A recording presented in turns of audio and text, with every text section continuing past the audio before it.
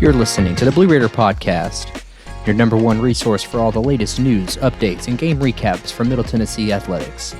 Join us every Tuesday for our weekly interviews with players, coaches, and local media personalities alike. Thanks for tuning in, and don't forget to like and subscribe on all our socials. We're on Instagram, X, Twitter, and TikTok at Blue Raider Pod. If you're currently listening on your favorite streaming service, we also offer a visual presentation on YouTube at Blue Raider Podcast. Lastly, I'd love to hear your feedback, so don't forget to subscribe to GoMiddle.com to discuss this week's episodes along with the latest news and updates around Middle Tennessee.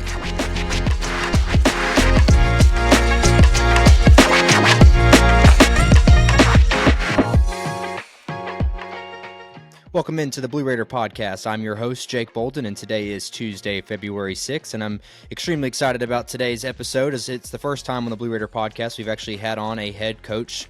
And today is the Lady Raiders head softball coach, Jeff Breeden. Coach, how you doing? I'm doing great, Jake. Thanks for having me.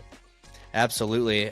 Coach, I'll go ahead and dive into it here as we're going to preview your season ahead. I just kind of want to hear your thoughts as you've had a whole offseason now to collect what happened there in your regional run in Tuscaloosa.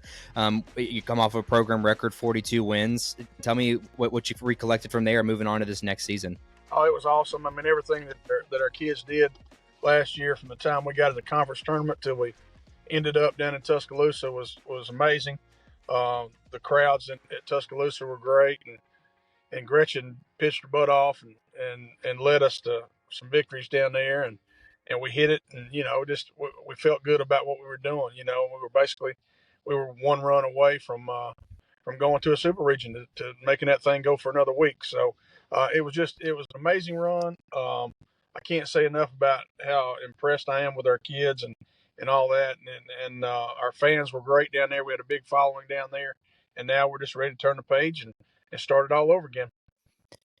In softball, it seems to have a lot of players return. The transfer portal is not as big of an issue in ladies athletics as it is in the men. How much does an experience like that at the regional level give to your players, because you're going to return a lot of those girls that participated in that? Yeah, that's going to be big for us. I mean, because everybody that is coming back contributed down there to what we did to our run in Tuscaloosa, and I guess this year we're kind of a senior laden team. We're going to have a lot of older kids, and they've all experienced that taste. They've got the taste of a conference championship. They've got the taste of what it's like to go to the NCAA tournament, what it's like to get to the finals of a region and an if game of the region. So, we're going to draw upon those successes that they had, and hopefully we can duplicate those and take it even further. You talked on being a senior-laden team there, and it certainly is kind of one of your more experienced teams you've had in the past. The preseason poll came out this last week, and you're picked third in the conference, so enough to give you guys the respect you deserve, but it's still not necessarily that first place finish that you're looking for. But as we all know, the media poll doesn't necessarily mean anything at this given time. So as a coach, how are you taking that? Is that locker room, is that billboard material for your girls, or kind of how are you taking that information? Oh, I don't know. We really don't worry about where people have us ranked. I'm sure nobody thought we'd go down there and beat Alabama either, but we did. It's all about our kids in the locker room, how hard they work and how they prepare every day. And so, but now, like I've told them, it's not last year anymore. So it's what have you done for me lately? So we got to regroup ourselves and reinvent ourselves a little bit, because even though we lost a couple of important pieces to it, it's not the same team, even though it's most of them returned, but they all didn't return. So everybody's got to, reinvent themselves and start from scratch again. Yeah, you use that term, reinvent yourselves. And like you said, you lose Gretchen, who's obviously the big one there in the circle for you. You're going to lose some bat production with Mueller leaving, but you were able to pick up some via the transfer portal. And you also picked up, Ava Brooks from Walter State, who's a great hitter. Mary Owens from Niceville, Florida, again, a great hitter in high school. So you recouped some of that talent. And I just touched on a few names there, but what are kind of some names that you're excited to see, maybe their jump from last year to this year, and also maybe some of those new faces? I think what everybody's going to see Lexi Medlock go from, she was a part-time player last year to she's going to be an everyday player this year. She's done a great job with Coach Bryce, and we're converting her from a slapper to a hitter. She's got a lot of power. She can run. She's going to play in the outfield. So that's going to be a name. Lexi Medlock's going to be a name that people hear this year a lot, and not only just they're going to see it in the stat line, and they're going to hear it when people are getting accolades because she's a sophomore and she's very, very good. Eccles is moving to shortstop from second base last year. She's going to be the rock of our infield. And then we got Blevins and Tepe are going to, they're going to split time catching and playing first base. So, and then our outfield, I think our outfield is as good as any outfield in the country. When we got Shelby Sargent, she was the league MVP of the tournament last year, and she's in center field. And we got Habits and Medlock that are in left, and Amaya Harris in right field. So, if it gets up in the air, we're going to catch the ball. So I think our outfield is a big plus for us. And those are some names. And, Justine Espinal is a freshman pitcher that's you're going to hear from her. Mary Martinez is a pitcher that we got via the transfer portal from La Tech. You're going to hear her name a lot.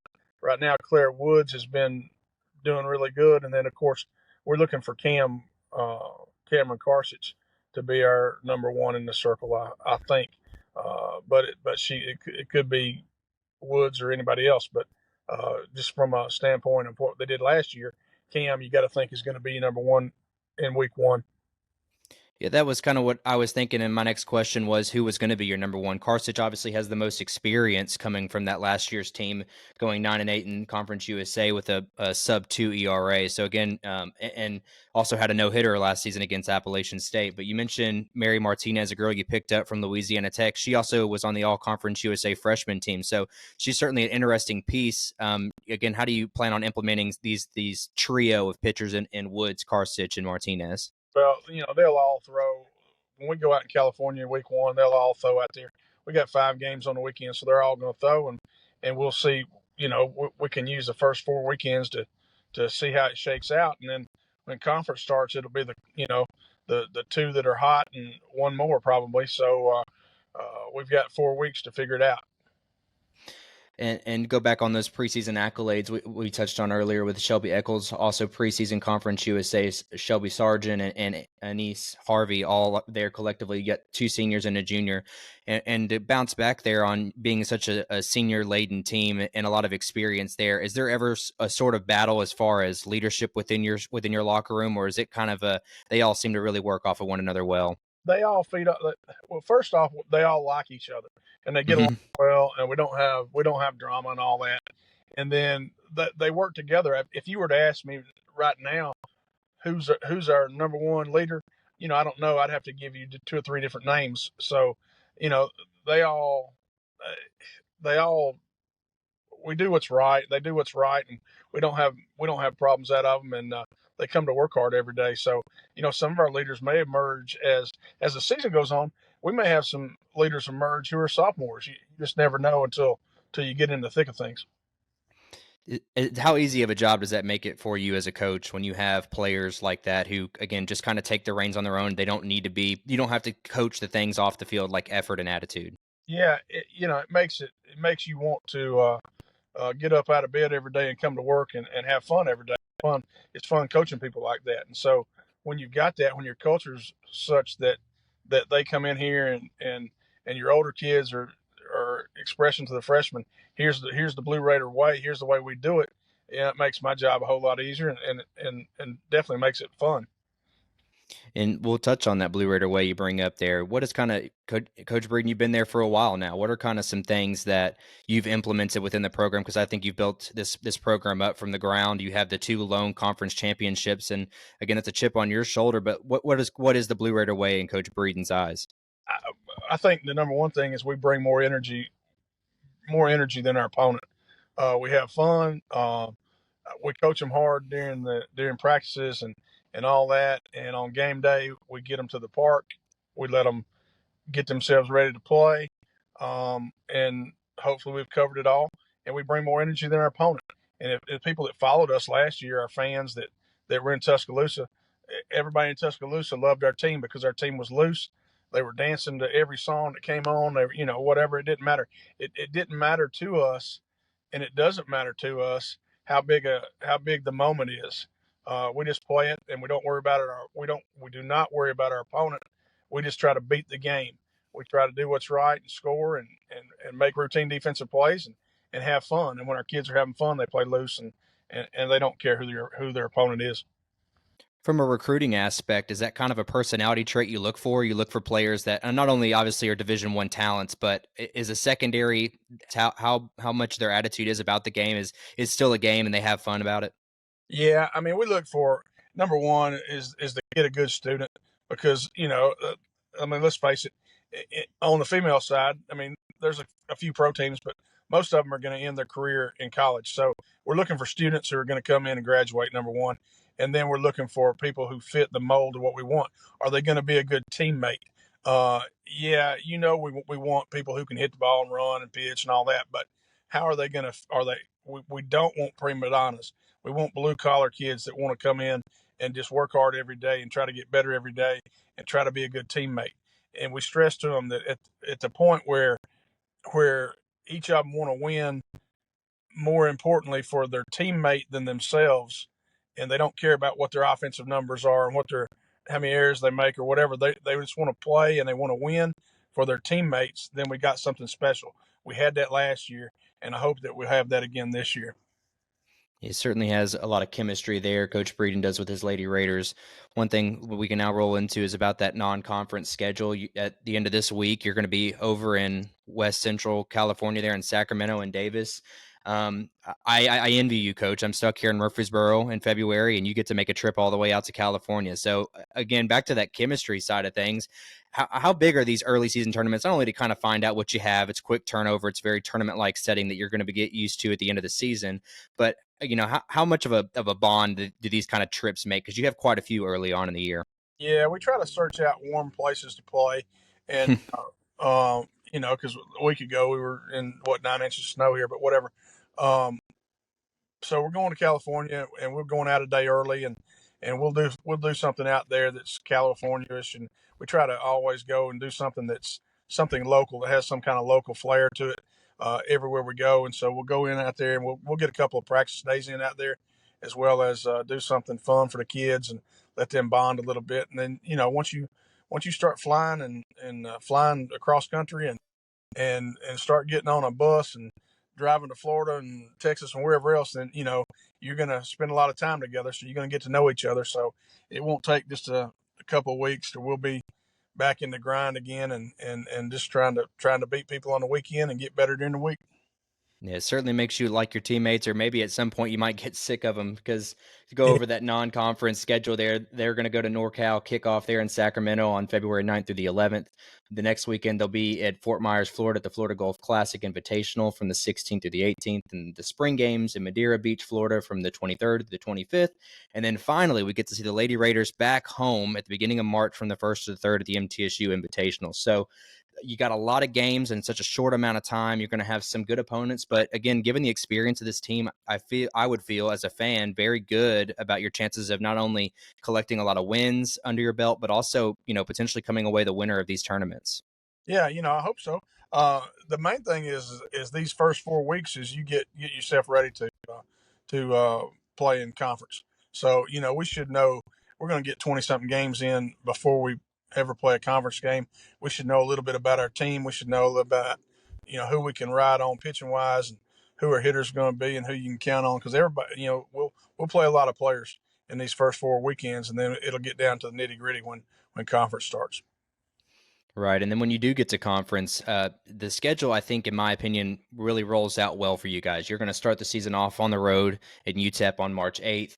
But your toughest challenge is there. Your top four, according to the media poll, you got Louisiana Tech, Western, and Liberty, all of which are on the back half of your schedule. So you've got to feel good that you're able to, one, kind of get your feet underneath you when it comes to conference play. But secondly, as a coach, you can't always plan this, but you'd like to be playing your best softball by the end of the year when those good opponents roll in. Yeah, that's true, and the main thing within our conference is you want to win your home series and not get swept on the road. And if you can do that, you're going to be in the tournament and you're going to have a chance, because the one thing that we do good around here is when we get to the tournament, we know how to play, we know how to go. It doesn't matter what we're seated. We could be seated eighth, first, whatever.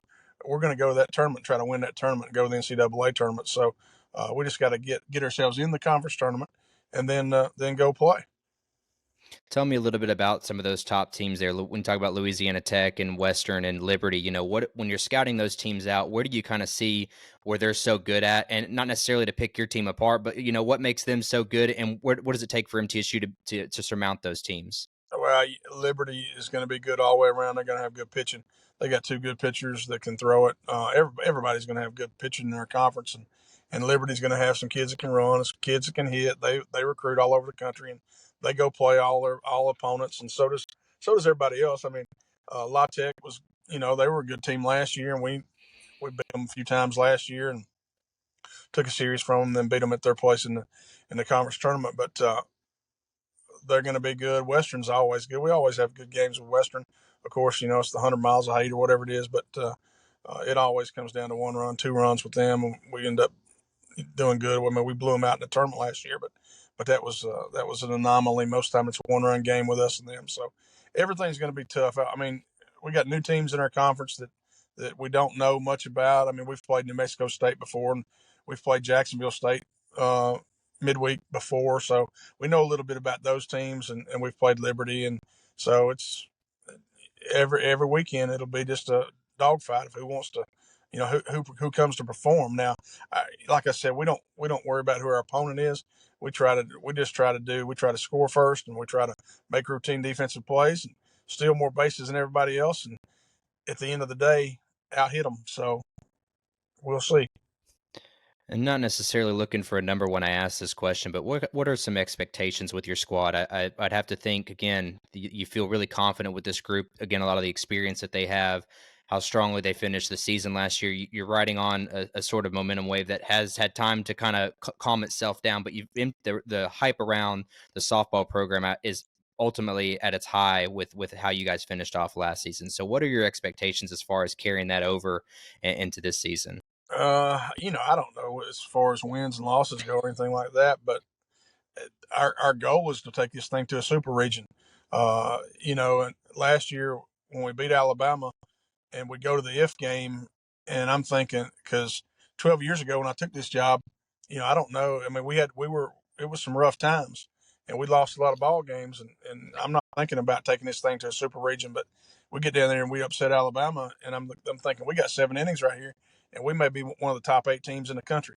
And then that game just kept going and 0-0. And we were getting runners at second base. They were getting runners at second base. Nobody scores, and I'm thinking we go into the sixth, man, we're one hit away from taking this thing to a super region. And so they got the big hit. We didn't. And so, that's my goal. And I've expressed that to our kids is we want to take this program to a super region and see how far we can go. And then our last step after that would be to take this thing to Oklahoma City. Now, nobody in Murfreesboro probably would have told you we're going to beat Alabama and we're going to take it to an if game last year either. So, it's not what everybody thinks. It's what my players think and what they believe. And if they believe it strong enough, then we're going to have a shot at it. So, we want to get to the conference tournament, win our conference tournament, go to the NCAA tournament, and we want to try to take this thing to a super region if we can. Yeah, softball and baseball alike it's a funny game. Anyone can win on any given day, and you kind of are a testament to that, given that regional there in Tuscaloosa. Not to say that Alabama is a great team, and on paper they were definitely the better team, but it came down to who was the better team that specific day, and y'all were the better team for a lot of days there in Tuscaloosa. So there's a lot of things to be, I think, that are promising, that show signs again that you're capable of getting to that super regional level. And then again, anyone can win on any given day when you go to a best of 3 series in the super regional. Who's to say that you couldn't win 2-on-3? So a lot to be excited about, and the experience that we touched on earlier could certainly play a part in that. Coach, last topic to touch on. Your coaching staff is new, but they're familiar faces to those in Murfreesboro. We know that you're going to return Gretchen Mead, and then also on the baseball side, we see the return of Bryce Brents to Murfreesboro. So tell me a little bit about the staff turnaround you've had over the offseason. So, Coach Pena, who was assistant last year, she got the Ball State head job. And so she's head coach up there now and is going to do a good job with them. And so we got a chance to get Gretchen back. Gretchen was a 20-game winner for us. And Gretchen's one of our our best success stories. Gretchen came in, didn't throw very much as a freshman or sophomore, stayed the course, didn't get in the transfer portal, just worked her butt off, come back and and did amazing. And she's gonna coach our pitchers just like she was a competitor in the circle. She's gonna be a competitor with our coaching our pitchers up, and they're gonna gain a lot from her. She's gonna be the face of our program out on the recruiting trail, and you can't say enough about. She's a young coach, but she's going to be awesome, and she wants to be here. And she's a Blue Raider through and through, and we're glad that she's here. On the offensive side, Bryce, we were fortunate to get him, and as we were looking for somebody to do our hitting, I kind of wanted to step off into the baseball world because that's what some of the big Power Five teams are doing, and so Bryce was here and he was available, and we started talking, and I've not been around in my 30-something years of coaching. I've not been around anybody that loves to talk about hitting and instruct hitting more than he does. He's just working like crazy with our kids, and I'm telling you right now, our kids are getting such a high level offensive instruction from him, much more so than what I did, much more so than anything that anybody's done here.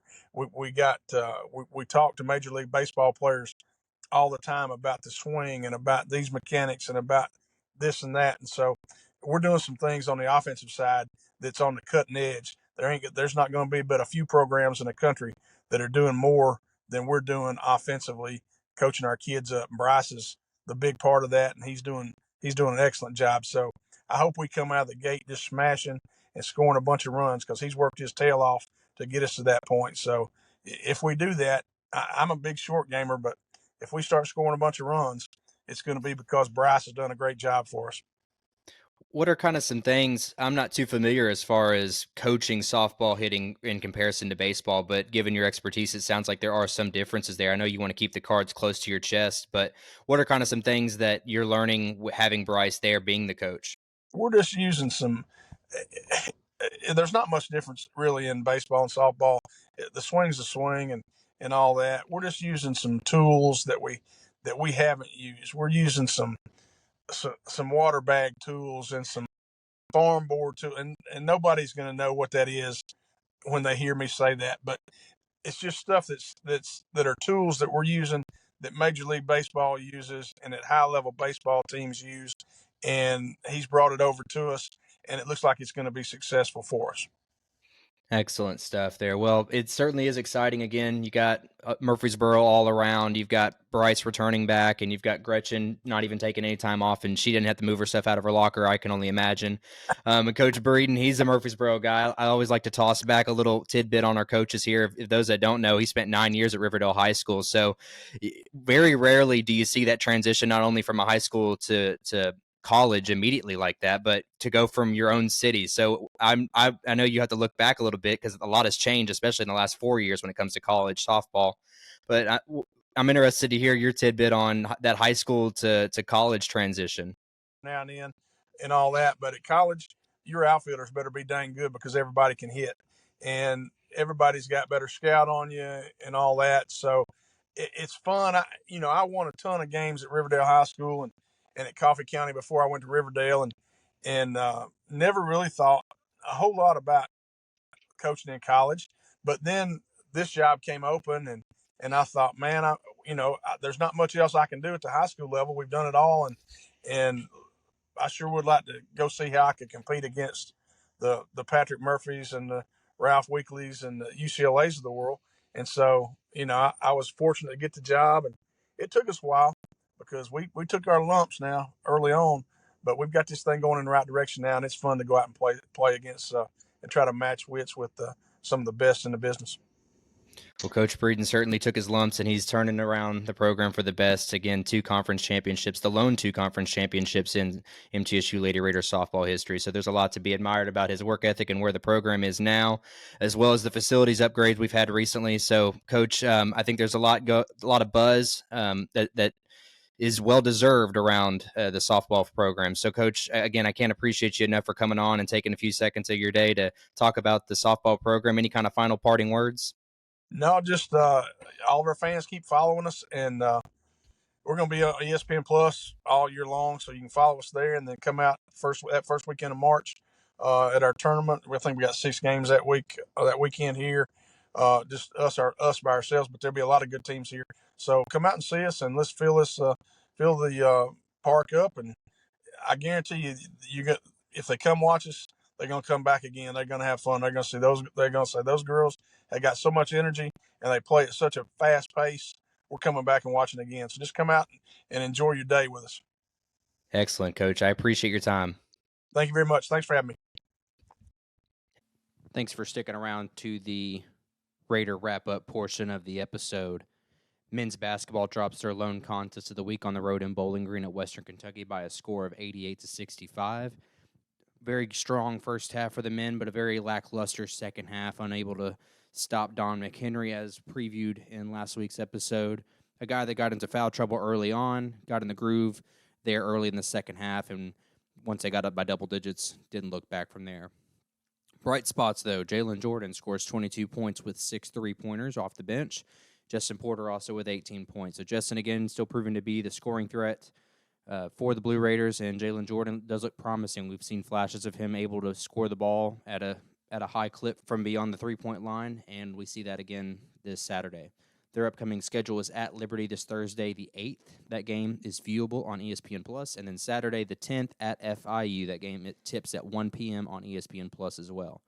Liberty off to a slow start this year, so certainly a game where the Raiders could pick up a win there, as well as at FIU. In my opinion, the weakest team, but also the most up-and-down team in the conference. So anything could definitely happen on the road. And again, as Nick McDevitt looks to pick up that first road victory of the season. Lady Raiders picked up a win on the 100 Miles of Hate over Western Kentucky by a score of 80-48. I applaud all the fans in Murfreesboro that showed up. It was an excellent showing, and again, for no bigger game than the 100 Miles of Hate. Tamia Scott scores 26 points with a stat line of 7 rebounds, 3 steals, 2 blocks, 2 assists. I think I've said this numerous times this season, but I believe that's Tamia Scott's best game, and she seems to be improving all the time. Jalen Gregory finds her touch from deep with 3 3-pointers and scores 19 points, and Savannah Wheeler keeps up her pace with 15 points and impressive 7 assists. The Lady Raiders also continue their contest this week in Murfreesboro Thursday on the 8th against Liberty. That tips off at 6:30 p.m. on ESPN+, and then Saturday at home once more against FIU, and that is the second-place team in Conference USA, so I'd love to see another great showing this Saturday from the True Blue fan base. Men's tennis goes 1 of 1 on the week. They defeat number 22 ranked Mississippi State by a score of 4-3. We pick up the doubles point. Ray Queen wins over the 13th singles ranked Jovanovic 2-0. Andre Horak goes 2-0, and Jakob Kroslak goes 2-1. On Sunday, the men dropped their contest on the road in East Lansing to number 19 ranked Michigan State. Leo Ray Queen does sweep the weekend with a singles win. Their upcoming matchup is back here in Murfreesboro this Friday the 9th versus Virginia Tech, and that begins at 5 p.m. Don't miss the 4 p.m. start to the junior clinic put on by Coach Jimmy Borendame. On Sunday, the men are in Bloomington, Indiana, as they face the Hoosiers on the 11th, and that begins at 11 a.m. Ladies tennis also goes 1 and 1 on the week, dropping their contest on Friday at ETSU by a score of 4-0. Then on Sunday, they pick up a win against Alabama A&M at the Adams Tennis Complex by a score of 6-1. Along with the doubles point, Garancani, Sposetti, Truden, Swarbrick, and Trafalgar all pick up singles points. Their upcoming schedule this Friday the 9th at home against Southeast Missouri. That starts at 1 p.m. at the Adams Tennis Complex. Then Saturday, they host in-state Lipscomb on the 10th at 1 p.m. also at the Adams Tennis Complex. As discussed in the episode today, softball starts their season this Friday, the 9th, in Davis/Sacramento, California. On the 9th, they face host UC Davis early at 11:30, and then they face St. Mary's later in the afternoon. And then on Saturday, the 10th, they are at Sacramento State University, where they will face Cal Poly in the morning, and their afternoon matchup is with the host, Sacramento State. Then they will wrap up their NorCal kickoff on Sunday the 11th against San Jose State. Lastly, indoor track and field is back in action this weekend, Friday through Saturday, in Lynchburg, Virginia, as a part of the Darius Dixon Memorial Invitation. That is their final competition before late February's Conference USA Indoor Track and Field Championships. Thanks for stopping by and listening to today's episode of the Blue Raider Podcast. Don't forget to stop by our channel on YouTube at Blue Raider Podcast to watch the visual presentation, as well as follow us on all of our socials. We now have a Instagram, TikTok page under Blue Raider Pod. Stick around for next week as we will preview the baseball season up ahead, as well as the previous matchups from basketball against Liberty and FIU. And until next time, go Blue.